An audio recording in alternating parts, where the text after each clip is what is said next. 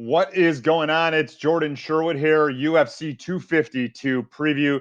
You can follow me on Twitter. My handle woodon1063, fatjacksports.com if you want to get our fight picks.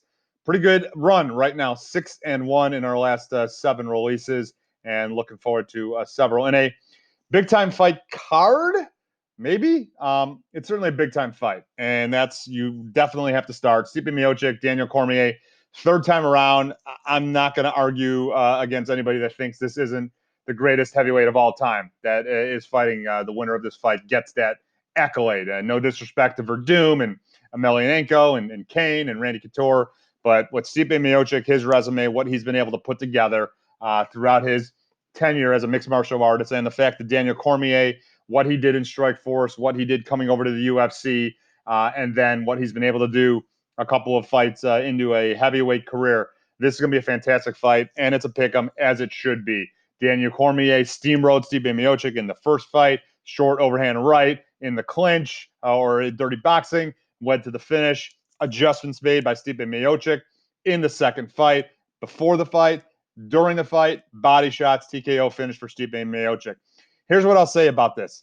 I think Daniel Cormier has to win this fight, win it early. I think he has to dirty it up again. I think he's going to have to figure out a way to utilize his speed and finish Stipe Miocic likely within a round and a half. The longer this fight goes, I believe it pays dividends for Stipe Miocic.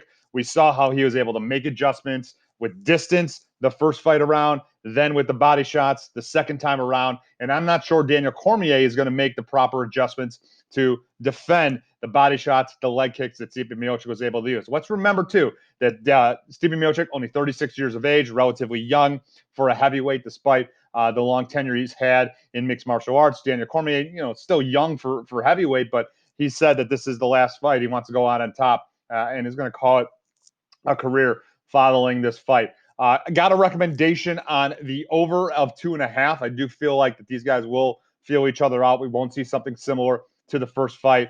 Leaning Stipe Miocic, haven't decided yet if that's going to be an official release. So you get it here for free. Stipe Miocic going to win. He's going to defend his UFC heavyweight championship of the world.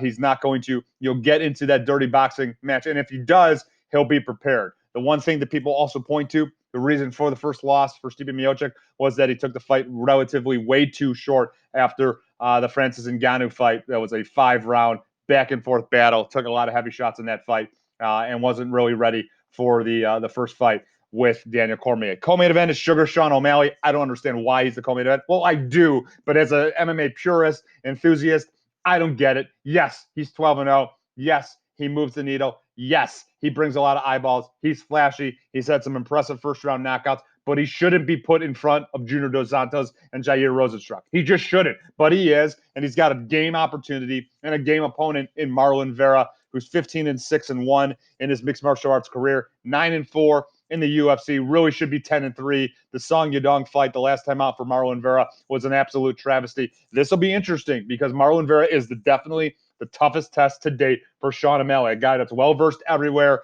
tough as they come. The 6 losses, all of them via decision. He's never been stopped. Sean O'Malley, though, pinpoint accuracy, outstanding striking. Will he utilize the distance? Will he utilize his leg kicks to take Marlon Vera out of there? And a lot of people are pointing to the fact that Marlon Vera gets hit a lot, and he does. That is not a good formula if you're going to have Marlon Vera be successful. But I think Marlon Vera has a chance to dirty it up, possibly take this fight to the ground. It's not going to be a recommended play. I think there's too much value going in on Sugar Sean O'Malley. If he gets down to under $2, yeah, then you play Sugar Sean O'Malley. But my wrong recommendation would be the over. I do think that Marlon Vera is game enough, tough enough to get out of this first round. JDS Jair Rozenstruik. First time ever JDS has a 2-fight losing streak. This is the first time in 7 fights he's not in the main event of a UFC card. Jair Rozenstruik, how does he bounce back after getting steamrolled by Francis Ngannou in Jacksonville about 3.5, 4 months ago? Does he bounce back? Does he utilize his renowned kickboxing accuracy, or does JDS get his jab off? Because if he's backpedaling, JDS is getting KO'd in the first round. If JDS utilizes his jab like he did against Ben Rothwell and like he did during the recent win streak, the win over Derek Lewis, Blagoy Ivanov, yeah, then JDS is going to be successful. But I think it's a little bit too much. This fight, though, is a recommendation, fatjacksports.com. So you got to go there if you want to get our play for that. The other one that I'm looking at really hard is Maribdivishvili and John Dodson. I think John Dodson has tremendous amounts of value, even though at 35 years of age, been there, done that. He does have knockout power. He's a crazy athlete for 35 in the bantamweight division. And Divishvili, the machine, as great as he is with the takedowns, he's erratic with his striking.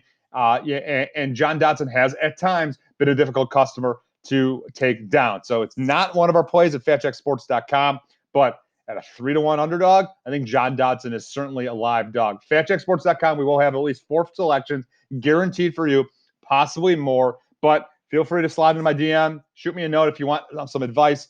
What way you're thinking on a fight. Wood on 1063. Either way you look at it, though, great heavyweight fight that headlines the card. The GOAT, the heavyweight GOAT. We're going to learn who it is. Stipe Miocic, Daniel Cormier.